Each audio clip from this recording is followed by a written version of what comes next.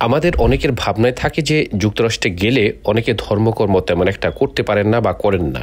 তবে অনেকেই জানেন না যে যুক্তরাষ্ট্র হচ্ছে এমন একটা দেশ যেখানে ফ্রিডম অব স্পিচ অর্থাৎ কথা বলার স্বাধীনতা এবং ধর্ম পালন করার দারুণ স্বাধীনতা রয়েছে।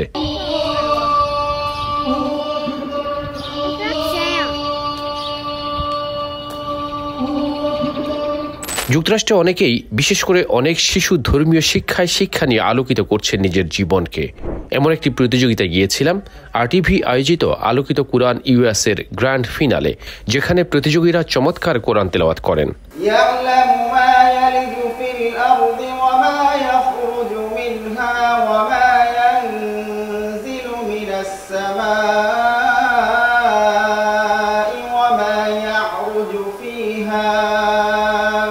এক একজন তিলাওয়াত করছেন আর মুগ্ধ হচ্ছে আমন্ত্রিত অতিথিরা।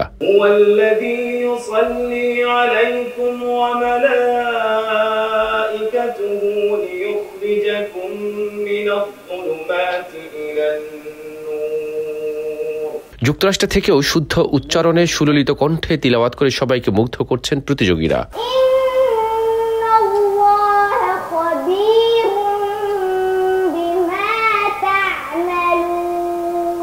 চমৎকার এই প্রতিযোগিতার পাওয়ার্ড বাই ছিল আশা হোম কেয়ার। এই প্রতিযোগিতার পাশে থাকতে পেরে নিজের ভালো লাগার কথা জানান আশা হোম কেয়ারের CEO আকাশ রহমান। যত বড় বড় মিডিয়াগুলো আছে, এরা প্রত্যেকেই এই ধরনের একটা ভালো প্রতিযোগিতার সাথে থাকে, ভালো প্রতিযোগিতা আয়োজন করে, এবং আমরা আশা হোম কেয়ার আশা দিতে আমরা এদের সাথে থাকবো। মাঝে বিজয়ীদের হাতে নগদ অর্থ পুরস্কার সহ সার্টিফিকেট তুলে দেওয়া হয়। সামনের দিনগুলোতে যুক্তরাষ্ট্রের তরুণদের সঠিক পথে রাখতে এমন আয়োজন নিয়মিত হওয়া দরকার বলে মনে করছেন আমন্ত্রিত অতিথিরা।